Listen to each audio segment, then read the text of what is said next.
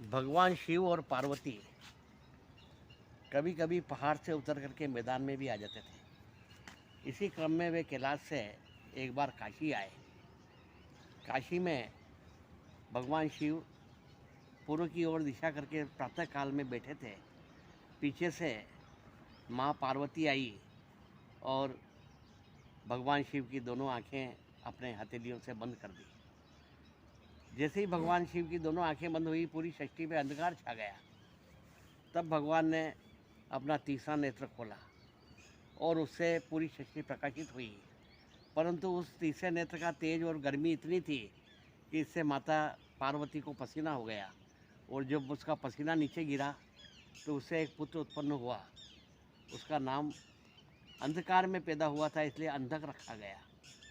वह पुत्र बड़ा जन्म लेते ही बड़ा भयंकर और भयानक था। बड़ा विकराल उसका मुंह था और बहुत बड़ा शरीर था। तो माता पार्वती ने कहा कि ये इस तरह से क्यों हुआ है? तो उन्होंने कहा ये अंधकार की देन है, इसलिए इस तरह से पैदा हुआ है। बाद में हिरण्याक्ष ने पुत्र प्राप्ति के लिए भगवान शंकर की काफ़ी तपस्या की। तो भगवान शंकर ने कहा कि ये हिरण्याक्ष को, ये राक्षस है और ये पुत्र भी इस प्रकार का है, तो इसे दे देना चाहिए। तो वह अंधक को पुत्र के रूप में हिरण्याक्ष को दे दिया गया।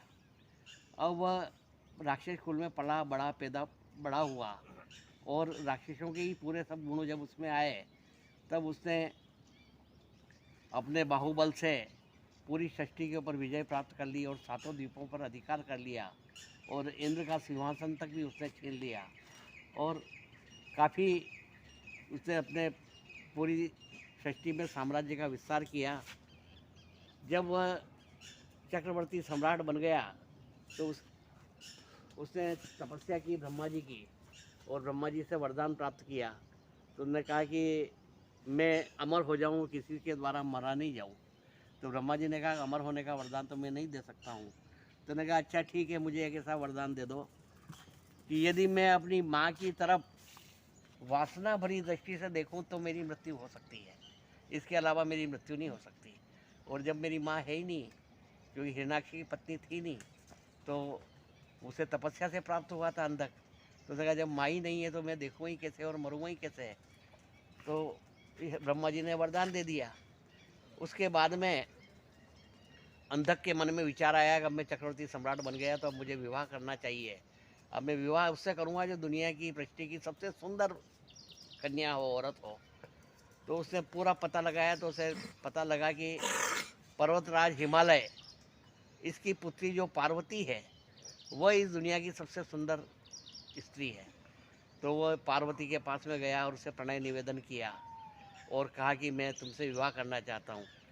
तब उसने कहा कि मैं तो तपस्या करके मैंने शिव को प्राप्त किया है और मैं उनकी पत्नी हूँ, तुम मेरे पति कैसे हो सकते हो? तो उसने अपने बाहुबल से और ये ज़बरदस्ती करना चाहिए। तब पार्वती जी ने शंकर भगवान का आह्वान किया। तब शंकर भगवान आए और उन्होंने कहा कि ब्रह्मा जी ने तेरे को वरदान दिया था कि यदि तू अपनी माँ का और आसना भरी दृष्टि से देखेगा तो तेरी मृत्यु हो जाएगी। ये पार्वती ही तेरी माँ है, क्योंकि तू इसी से उत्पन्न हुआ है, और अब तेने तेरी माँ की ओर वासनात्मक दृष्टि से देखा, इसलिए तेरा अंत निश्चित है। ऐसा कह करके शंकर भगवान ने अंधक का वध कर दिया।